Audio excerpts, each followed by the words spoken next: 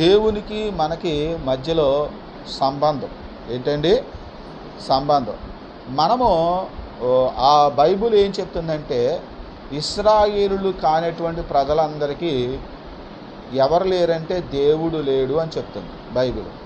ఎవరు లేరంట అంటే అది బైబిల్ చెప్పే విషయం. అయితే లోకంలో అనేక దేశాలు ఉన్నాయి, అనేకమైన భాషలు ఉన్నాయి, అనేక సంస్కృతులు ఉన్నాయి. వాళ్ళకి అనేక రకాలైన దేవుళ్ళు దేవతలు ఉన్నారు. అది వారి విశ్వాసం. ఏంటండి? అది వారి విశ్వాసం.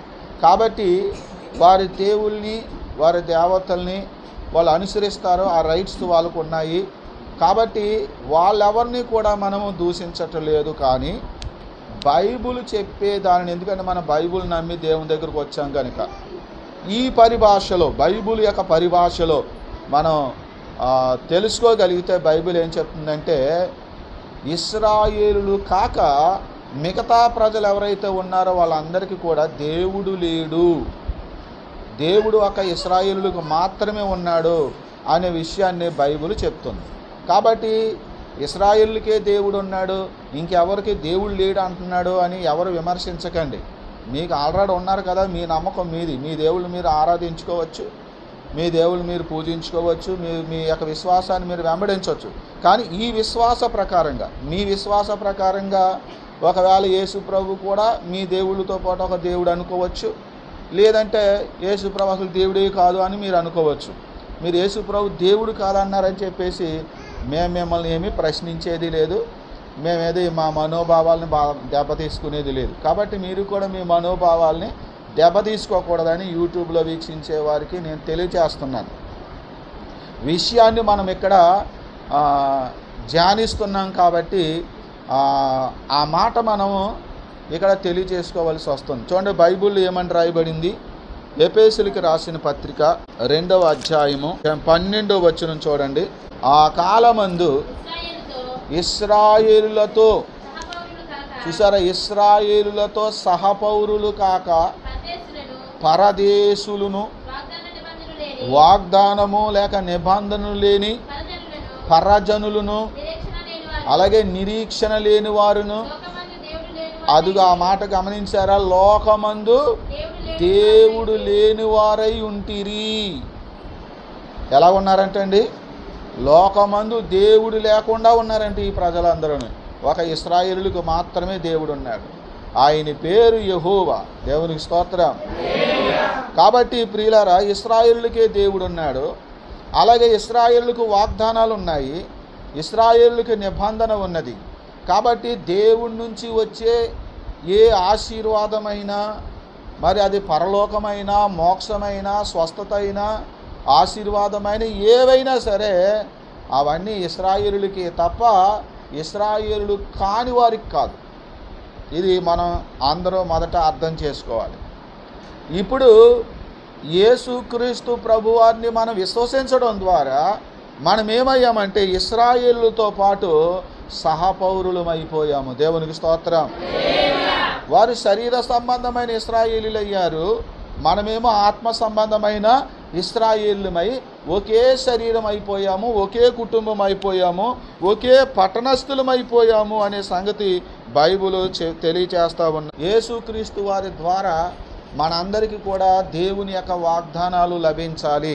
దేవునికి మనకు ఒక సంబంధం కావాలి. ఇశ్రాయేలులకి దేవునికి ఒక సంబంధం ఏర్పడింది. దేవునికి ఇశ్రాయేలులకి సంబంధం ఎలా ఏర్పడింది? మనము దేవునికి మనకి సంబంధం ఎలా ఏర్పడుతుంది?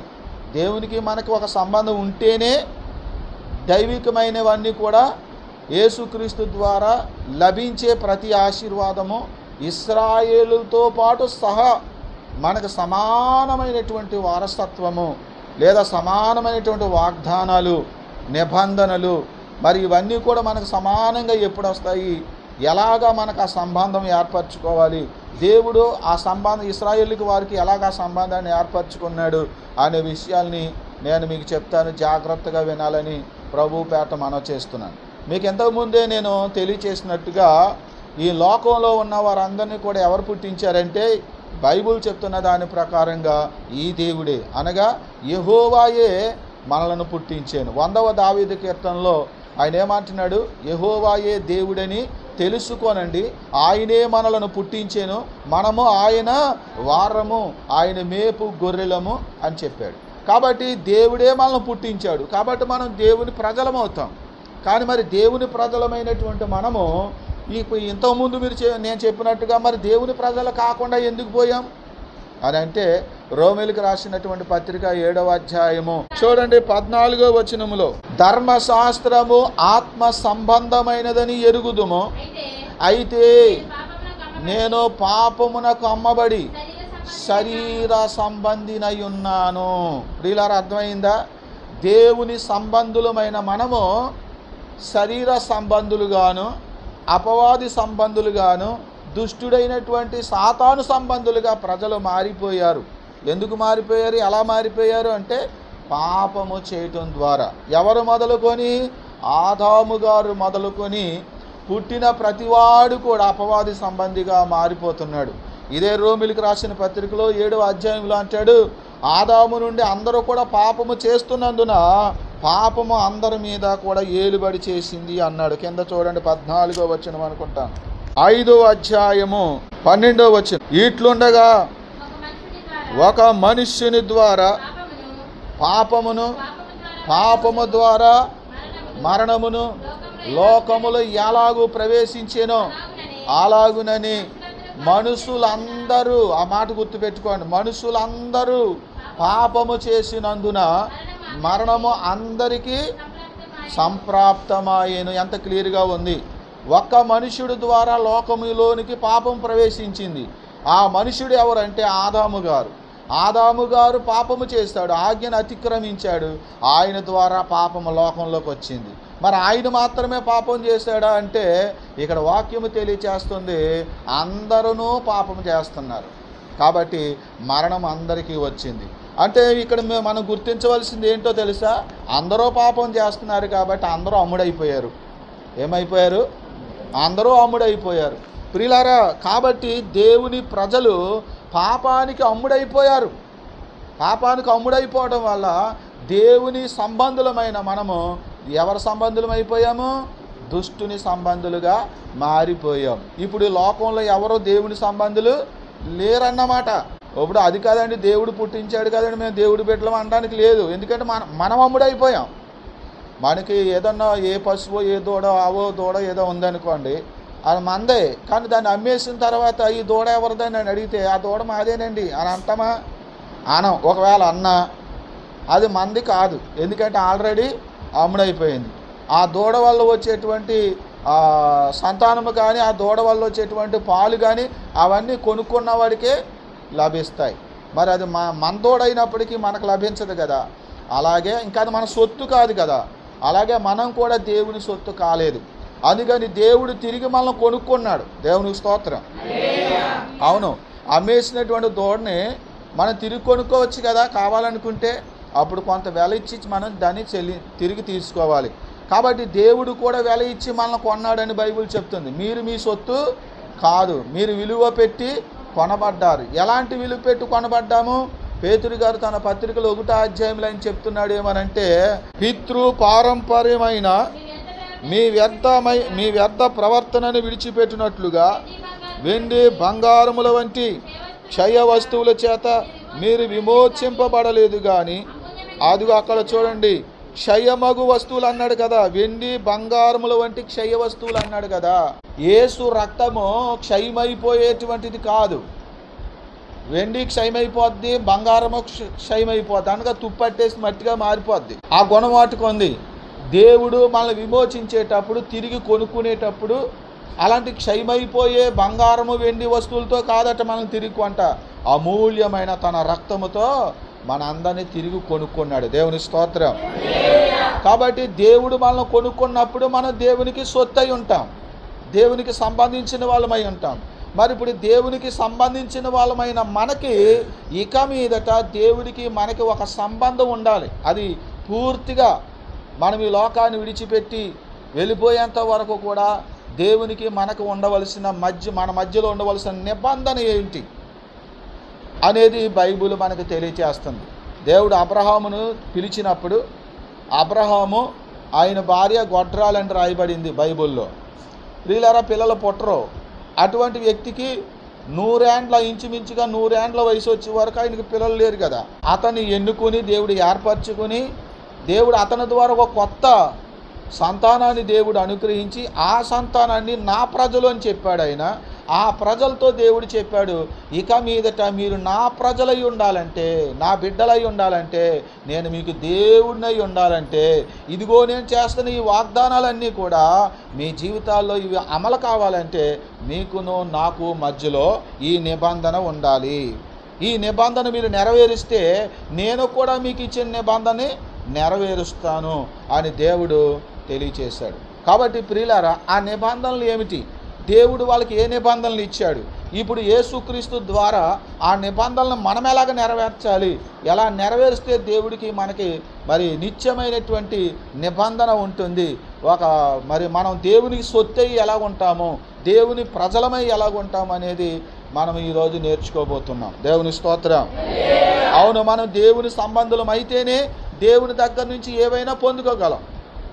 ప్రియులారా, ఈ లోకంలో ఏదైనా మనుషునికి అసాధ్యమైంది ఏదైనా ఉంటే అది ఎవరికి సాధ్యము? దేవునికి మాత్రమే సాధ్యం. మనకి ఏదైనా బలహీనత వస్తుంది, ఆ బలహీనత వస్తే మనం ఏం చేస్తాం? ఏదో ఒక హాస్పిటల్కి వెళ్తాం.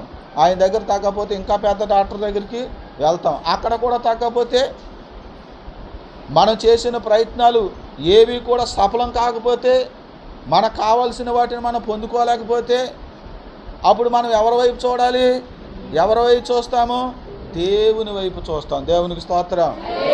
కాబట్టి మనుష్యులమైన మనకు అసాధ్యమైనవి ఏవైతే ఉంటాయో అవన్నీ కూడా, అది పరలోకమే కావచ్చు, నిత్య జీవమే కావచ్చు, ఒకవేళ స్వస్థతే కావచ్చు, లేదా మనకు ఆశీర్వాదం కావచ్చు, లేకపోతే మనశ్శాంతి కావచ్చు, ఏదైనా కావచ్చు దేవుని దగ్గర నుంచి. ఎందుకంటే మనకు అవన్నీ అసాధ్యం కాబట్టి, మనం వాటిని పొందుకోలేకపోతున్నాం కాబట్టి, ఇప్పుడు ఆధారపడేది దేవుడి మీదే కాబట్టి, ఇప్పుడు దేవుడు మనకి జరిగించాలి అంటే దేవునికి మనకి మధ్యలో ఒక సత్సంబంధం అనేది ఉండాలి.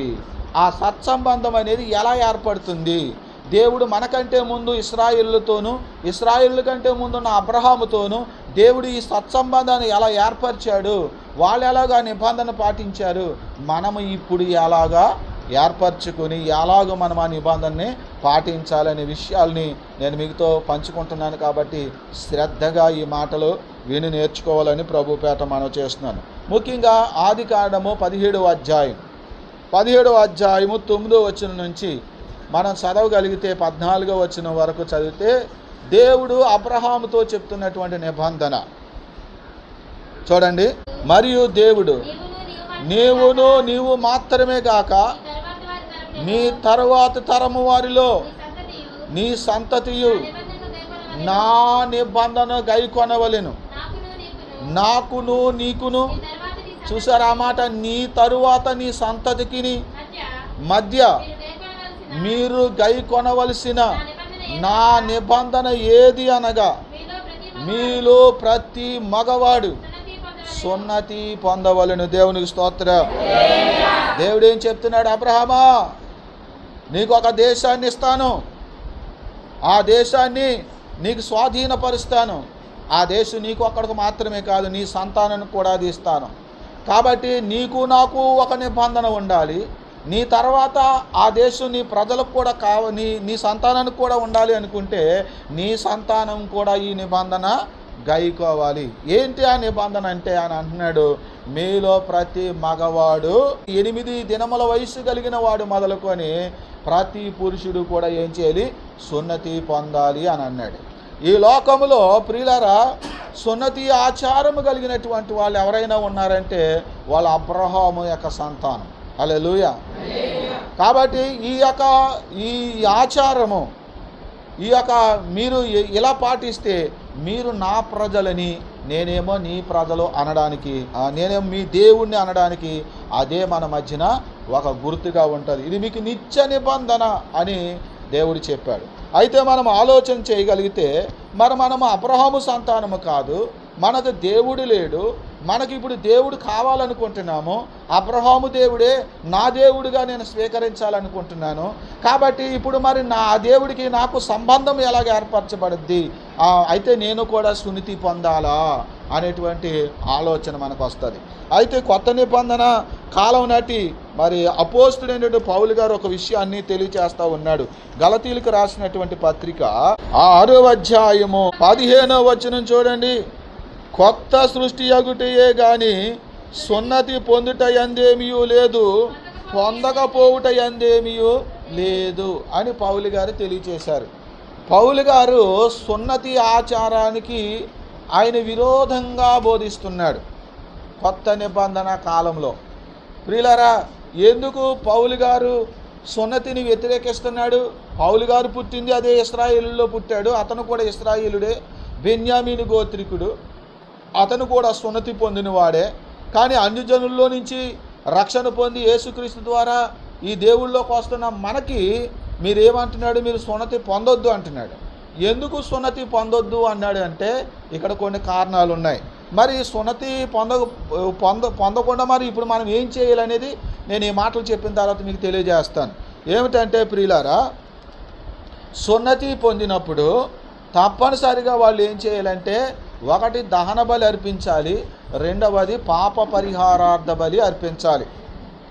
యేసుక్రీస్తు ప్రభువారు మనందరి పక్షాన ఒక దహన బలిగాను, పాప పరిహారార్థ బలిగాను, అపరాధ పరిహారార్థ బలిగాను, బలులన్నిటికీ ఆయనే నిత్యమైనటువంటి బలిగా మన పక్షాన ఆయన బలి అయిపోయాడు. కాబట్టి ఇక మీదట బలులు అవసరం లేవు.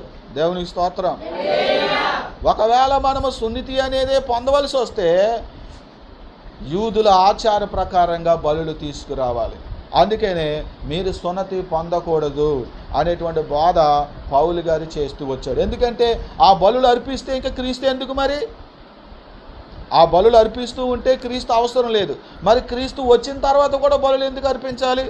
క్రీస్తు వచ్చాడు కాబట్టి, ఆయన మన కొరకు అర్పించబడ్డాడు కాబట్టి మనం ఇక బలులు అర్పించవలసిన అవసరం లేదు అని పౌలు గారు చెప్పారు. మరి అయితే మనము సున్నతి పొందకపోతే దేవుడికి మనకి సంబంధం ఎలాగ ఏర్పడుతుంది అంటే బైబిల్ తెలియజేస్తుంది. సున్నతి కాదు కానీ మనం ఏం పొందాలో తెలుసా?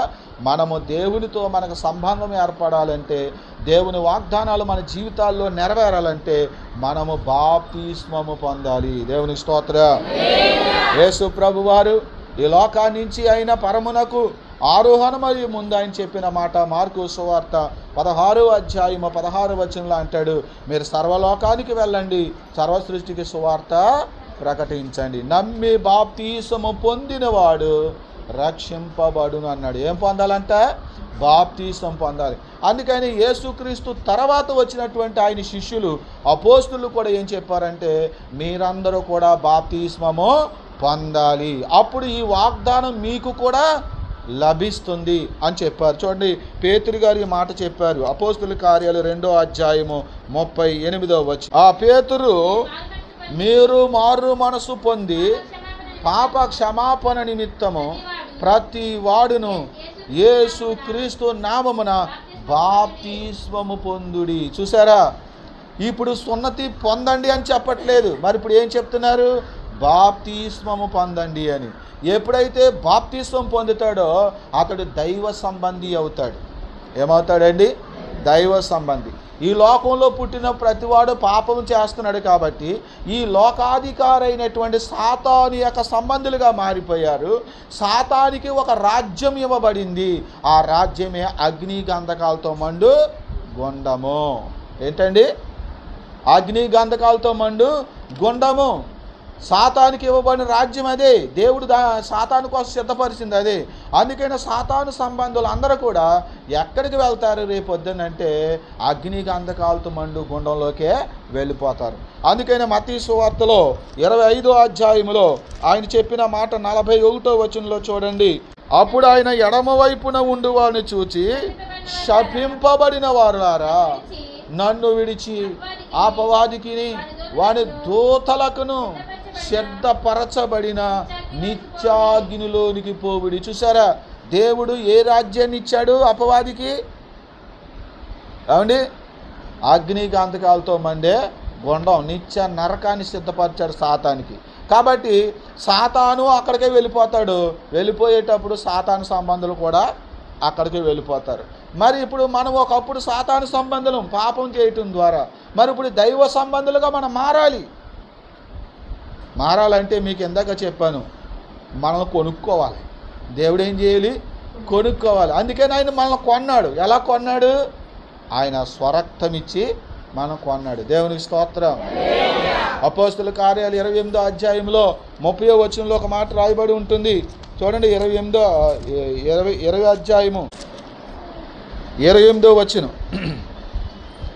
దేవుడు తన స్వరక్తం ఇచ్చి సంపాదించిన తన సంఘము, చూసారా, దేవుడు తన స్వరక్తం ఇచ్చి మనల్ని తిరిగి కొనుక్కున్నాడంట. మరి కాబట్టి దేవుడు మనల్ని తిరిగి కొంటున్నాడు కాబట్టి మనం ఏం చేయాలి? నేను దేవుడు సొత్తై ఉన్నాను అనడానికి దేవునికి మనకు మధ్యలో ఒక నిబంధన ఉండాలి. కాబట్టి ఆ నిబంధన ప్రకారంగా మనం ఏం చేయాలి? మనలో ప్రతివాడు కూడా, యేసుక్రీస్తు నమ్మిన ప్రతివాడు కూడా నమ్మి బాప్తిస్మము పొందాలి. ఎప్పుడైతే నువ్వు బాప్తిస్మము పొందుతావో అప్పుడు దేవుని వాగ్దానంలోకి నువ్వు వస్తావు, దేవుని నిబంధన కిందకు వస్తావు. అప్పుడు నువ్వు దేవుని ప్రజగా గుర్తించబడతావు. అప్పుడు దేవుని యొక్క ఆశీర్వాదాలని దేవుని నుండి కలిగే ఏవైనా నువ్వు పొందటానికి అర్హుడవుతావు. దేవునికి స్తోత్రం.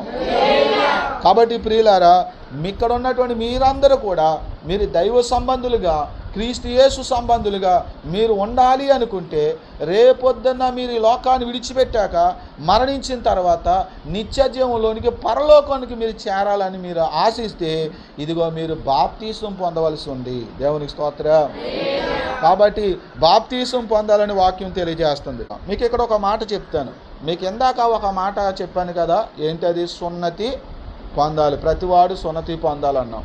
మరి ఆ సున్నతి పొందకపోతే ఏంటి పరిస్థితి? చూడండి, ఆదికాండము 17వ అధ్యాయము 14వ వచనం ఒక మాట చదవండి. 17వ అధ్యాయము 14వ వచనం.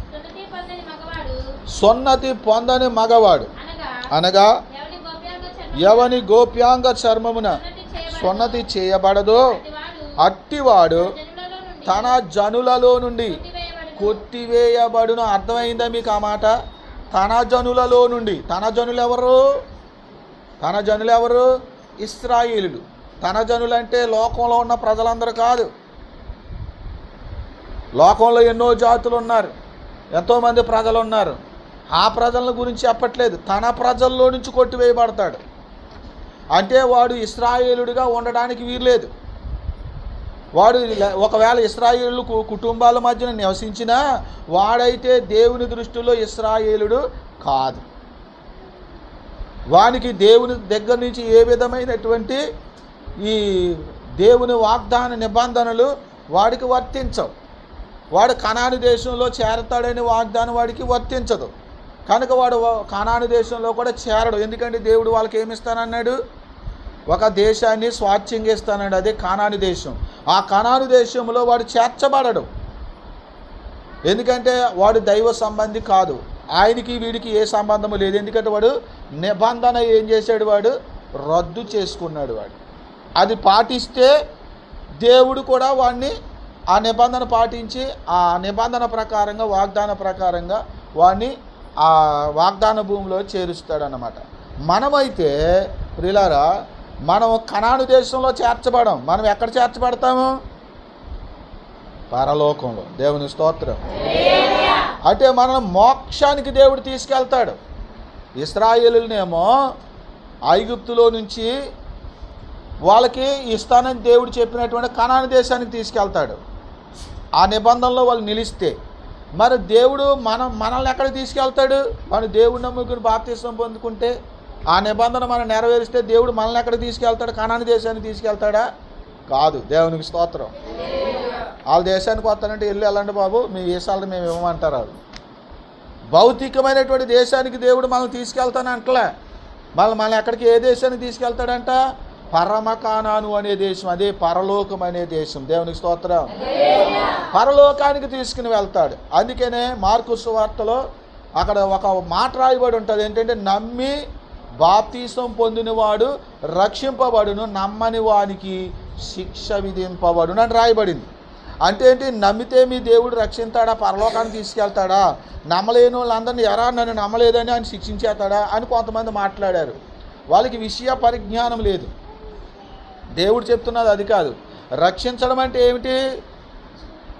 నిత్య నరకాగ్నిలోకి వెళ్ళిపోతున్న వాడిని కాపాడి వాడిని ఎక్కడికి తీసుకెళ్తాడు? నిత్య జీవంలోకి తీసుకెళ్తాడు. అది రక్షించడం అంటే. రక్షణ పొందడం అంటే అది రక్షణ. మరి శిక్ష అంటే ఏంటి? వీడు దేవుడు చెప్పిన నిబంధనలో వీడు లేడు కాబట్టి, ఆ నిబంధన వీడు గాయకొనలేదు కాబట్టి దేవుడికి వాడికి ఏ సంబంధము లేదు. మరి ఎవరికి సంబంధం ఉంది? సైతానికి వీడికి సంబంధం ఉంది. మరి సైతానికి వీడికి సంబంధం ఉన్నప్పుడు దేవుడు ఎట్టా పరలోకాన్ని తీసుకెళ్తాడు? మీ వస్తువు ఎవడో తీసుకుంటానంటే ఒప్పుకుంటారా మీరు? మీ వస్తువును ఎవడో తీసుకుంటాడు పరాయివాడు, మీరు ఒప్పుకుంటారా? ఒప్పుకోరు. మరి ఏం చేస్తారు? అవసరమైతే కేసు వేసి న్యాయస్థానంలో నిలబడతారు. ఎందుకని? ఈ వస్తువు నాది, వీడు తీసేసుకుంటున్నాడు, వీడు దొంగ అని చెప్పి నా వస్తువు నాకు ఇప్పించండి, ఈయన శిక్షించండి అంటారు. అవునా కదా? మీకు అర్థమవడానికి ఒక విషయం చెప్తున్నాను. మోసే చనిపోయినప్పుడు మోసే శరీరం దగ్గర ఎవరు నిలబడ్డారట? అపవాది నిలబడి వాదిస్తున్నాడు మోసే శరీరాన్ని గురించి. ఎందుకని? మోసే చేసిన తప్పిదం ఏముంది? ద్రోహులారా మీకోసం నీళ్లు నేను రప్పించాలా అని చెప్పి బండను కొట్టాడు. దేవుడేమో బండతో మాట్లాడమంటే దేవుడు చెప్పినట్టు చేయకుండా ఆజ్ఞను అతిక్రమించినట్లుగా బండను కొట్టాడు. మరి ఆజ్ఞ అతిక్రమమే కదా అది. ఆజ్ఞ అతిక్రమం పాపం అవుద్ది కదా. పాపం చేసే ప్రతివాడు అపవాది సంబంధి కదా, అందుకు వచ్చి నిలబడ్డాడు అక్కడ. అపవాది వచ్చి అందుకు నిలబడ్డాడు అన్నమాట. వీడు నావాడు, నా సొత్తు, నువ్వు మోక్షానికి నిత్య జీవాన్ని తీసుకెళ్ళిపోతానంటేవేంటి? నా రాజ్యంలోకి రావాలి వీడు రూలుగా, నా మనిషి కాబట్టి అంటాడు అక్కడ. అందుకనే దేవుని బిడ్డలారా, దేవునికి మనకి ఒక నిబంధన ఉండాలంటే, మనము దేవుని నిబంధనలోనికి రావాలంటే బాప్తిస్వం పొందాలన్నాడు అక్కడ. వాళ్ళకేమో సునితి పొందాలన్నాడు, అనుజనులమైన మనమేమో బాప్తిస్వం పొందాలన్నాడు. బాప్తిస్వం పొందితే అప్పుడు దేవుడికి మనకు సంబంధం ఏర్పడుతుంది. సాతాను గాడికి వాడి నుంచి విడుదల పొందుతాడు. ఎందుకంటే యేసు ఏమి ఇచ్చి కొన్నాడు? వెల ఇచ్చి తన స్వరక్తమనే వెల దారపోసాడు ఆయన పాప పరిహారార్థ బలిగా. ఆ రుణమంతా తుడిచివేశాడు యేసుక్రీస్తు ప్రభువారు. కాబట్టి బాప్తిస్వం పొందాలన్నాడు అక్కడ. కాబట్టి ప్రియులారా, మనము ఒకవేళ ఇక్కడ ఇశ్రాయేలుడు సున్నతి పొందకపోతే వాడు ఇశ్రాయేలుడు కాదు, వాడు నిబంధనలో లేడు, దాన్ని రద్దు చేసుకున్నాడు. కాబట్టి వాడికి దేవుడికి ఏ సంబంధం లేదు కనుక వాడు కనానులో చేరడు. మనలో కూడా ఎవరైనా యేసుని నమ్మిన తర్వాత బాప్తిస్వం పొందకపోతే మీకు దేవుడికి ఏ సంబంధమో ఉండదు. కాబట్టి రేపొద్దున మీరు చనిపోతే ఎక్కడికి వెళ్ళొచ్చు? నరకానికి వెళ్ళిపోవచ్చు. లేదండి నేను పరలోకం వెళ్తానని అంటావా? వెరీ గుడ్, దేవునికి స్తోత్రం. ఏంటంటే పరలోకం వెళ్ళరంటే నరకం వెళ్తారంటారండి. బాబు నన్ను ఏం బెదిరించక్కర్లేదు, నువ్వు కూడా బెదిరిపోక్కర్లేదు. నాకు మోక్షం ఉందండి, నేను మోక్షం వెళ్ళిపోతానని నీకు ధైర్యం ఉందా? ఫాలో అయిపో, మోక్షానికి వెళ్ళిపో, సంతోషంగా ఉండు, సుఖంగా ఉండు. బైబుల్ చెప్తున్న దాన్ని బట్టి మాకు అర్థమైంది మీకు చెప్తున్నాం. వింటే వినండి, నమ్మితే నమ్మండి, అనుసరిస్తే అనుసరించండి, లేదా మానేసుకోండి, మాకు అనవసరం. విషయం మాత్రం ఇక్కడ ఉన్నటువంటి మీ అందరికీ చెప్తున్నాను. బైబిల్ విశ్వసించే వాళ్ళందరూ కూడా యూట్యూబ్లో విని తెలుసుకోవాలని ప్రజల క్షేమం కోరి మాటలు మేము చెప్తున్నాం. ఎవరిని విమర్శించడం కానీ ద్వేషించడానికి కానీ మా ఉద్దేశం కాదు, అలా భావించొద్దు. సరే, నిబంధనలు ఉంటేనే మనము నెరవేర్చితేనే ప్రియులారా మనం దేవుడి బిడ్డలం అవుతాం, దేవుడు మన దేవుడు అవుతాడు. అప్పుడు ఆయన మనకు చేసిన వాగ్దానాలు ఆయన నెరవేరుస్తాడు. ఇది మనం గుర్తుపెట్టుకోవాలి. రెండవది ఏంటంటే